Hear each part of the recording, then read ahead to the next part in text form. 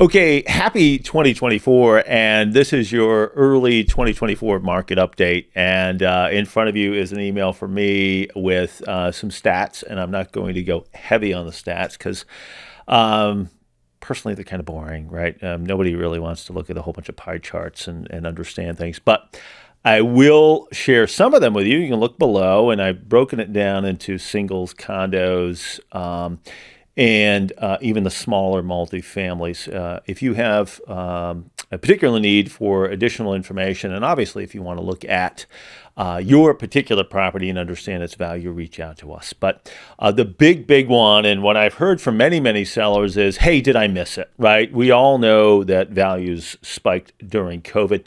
And is there a perception that if I had only sold in 2022 or early 2023, I would have made X percent more? And the good news for you is no. The market has certainly leveled off. We're not seeing these 10 and 20% increases year over year. But to put it in perspective, many of us have been in our homes on average. In the United States, it's 7 years, but in our area, it's more like 12 years. Think of the time pre COVID, 2018. So if we use that date, 5 years ago, the average home in Portland, the median sales price for a single family home in Portland was $316,000. What was it last year? A whopping $550,000. Now, this is the median price, takes away the high, takes away the low. So that's a 74% increase in that period of time. So even if we're up or down a little bit from that, we're talking about home runs no matter what. So congratulations. If you're in your home, you're in great shape. The other thing I'll keep in mind to you is with such low interest rates that most of us have, most of us have refinanced over these last, 15 years or 10 years of being in a home and took advantage of 2.9 and 3.5. The lowest level of new listings and listings happened last year than any other year in history that they've been keeping track.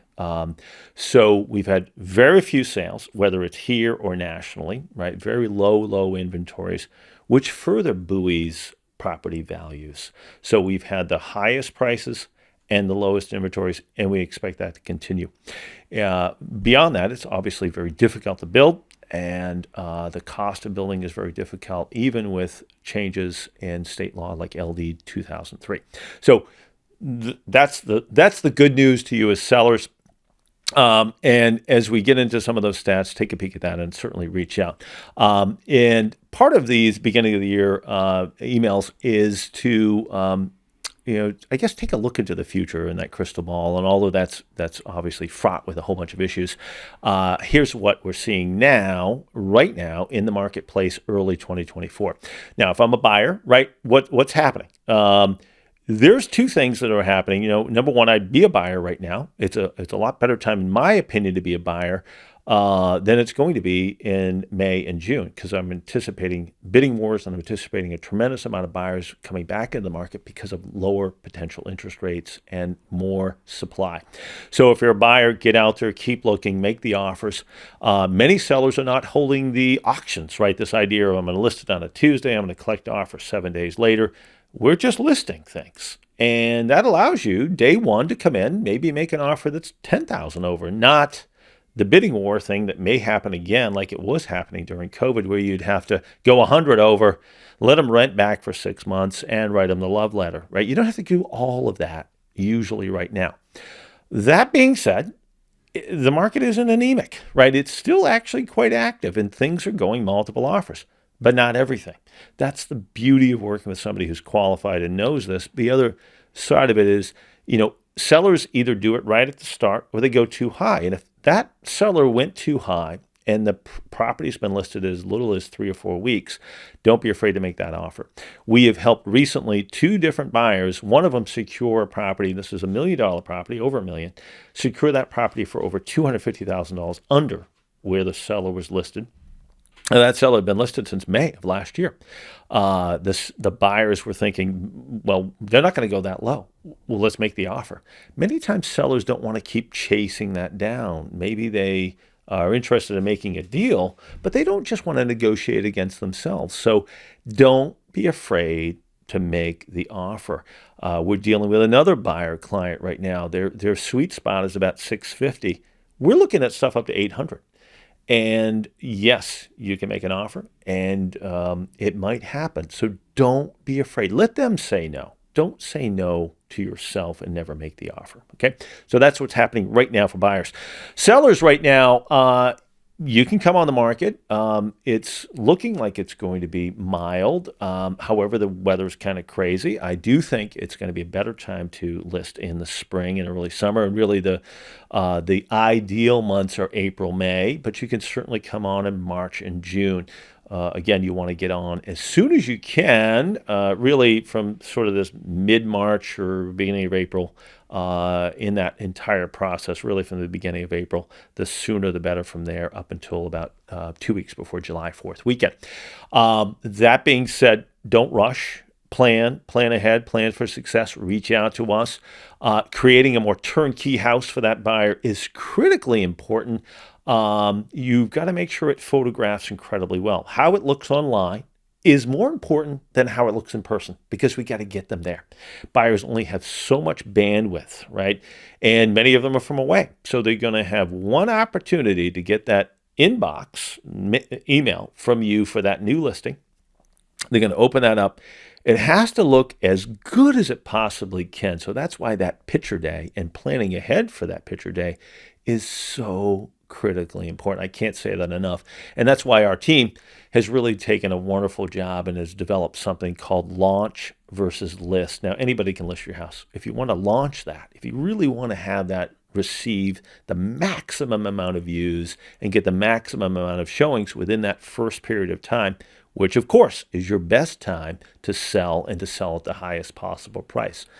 Going back to the buyer side, once the shine is off, right, if you didn't capture them in that first 1 or 2 weeks, Mr. and Mrs. Seller, the price is going to go down. You're not going to get the bidding war. Nobody's going to compete against themselves and just drive it up artificially. But if you do it right and you list a little bit low, again, thinking of that, beginning of April on, we plan ahead, we plan for success, the pictures are great, the prices may be a little bit under. Maybe we deploy that 7-day bid phase again, and we're still garnering multiple offers. But again, it's not every agent. It's how you do things. It's not necessarily, there's no magic in what we're doing, but we do approach it in a very different way, in a very systematic way that we're happy to share with you. And that can lead to, 20, 30, 50, $100,000 more in your pocket, and that's real money. So that's what's happening with sellers right now. If I think about the spring, it really ties into what I've been saying. I think it's going to be very busy for buyers. I think it's going to be very competitive for buyers. You're going to have to be ready to be patient, right? There's two things, the two P's, right? Patient and pounce. You may have opportunities where things come on the market, and because you've started to look now, you're then an informed buyer. Hey, that property is purposely underpriced or that property is overpriced. You only get that from being actively in the market. And then you feel confident, not just in what your agent says, but confident in knowing, hey, that's a $450,000 house. They listed it at $410,000. I feel confident in offering this because they're artificially going low. And again, you're going to develop that from being out there and looking at things. So when it comes to the spring, again, I think what we're going to see is multiple offers. So make sure you're pre-qualified, make sure you're ready to go.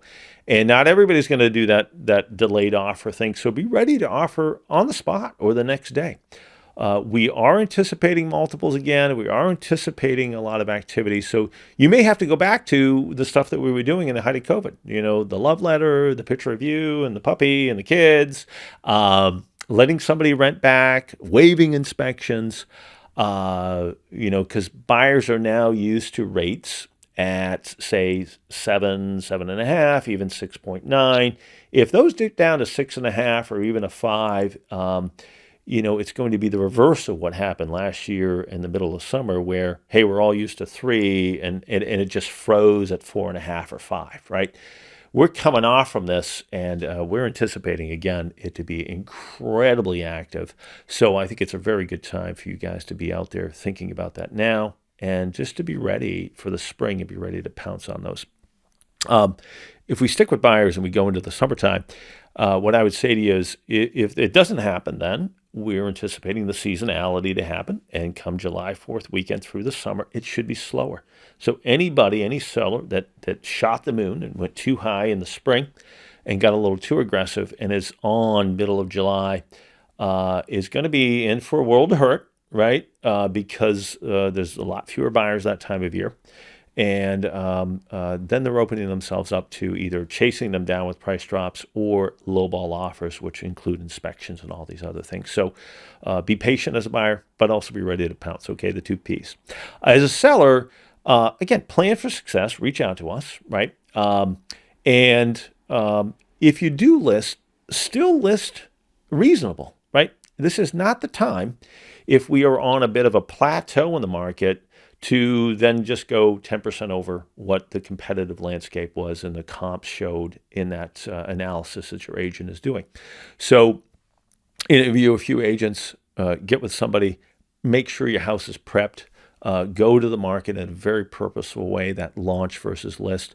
But if I look out at the spring, I think it's going to be a fabulous time to be a seller. It's going to be bidding wars all over again. So congratulations if you've waited. But my cautionary tale to you is not only just the summer, but we're in an election year, everybody, right? So I think we're in this sort of, honeymoon phase, if we want to call it that. There's usually a lot of good things that happen in election years. There's not a lot of upsetting of the apple cart, whether that's from the Federal Reserve or the economy or other things. After that, however, and this is sort of the idea of, try to do it now. Whether you're a buyer, rates are low, and that's a good thing. If you're a seller, well, rates are low. We don't know what's going to happen in the fall. We don't know what's going to happen post-election. So I think there's a bit of fear with that, and I'm not trying to overinflate that. I'm not a panic guy. I don't think the sky is going to fall. However, if you've waited, it's probably not going to get exponentially better than this. And I think because the rate drop, we should see another record year.